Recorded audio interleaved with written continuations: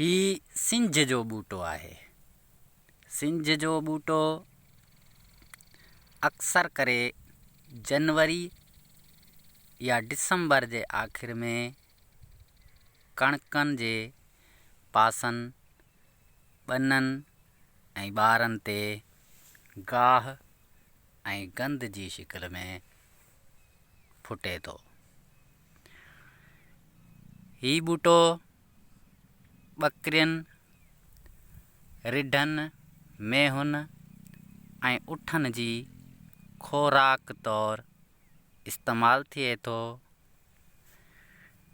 ही ॿूटो अक्सर पकल फ़सुल में पंहिंजी ख़ूबसूरतीअ जे करे ज़ाहिर ऐं नुमायां बीहे थो। जनवरी, फेबरवरी ऐं मार्च ताईं ही ॿूटो पची तयारु थी वेंदो आहे ऐं ॿिज जी शिकिल अख़्तियार करे बीहंदो आहे। हिन ॿूटे जो क़द अक्सर करे 2 खां 3 फुटनि ताईं थिए थो।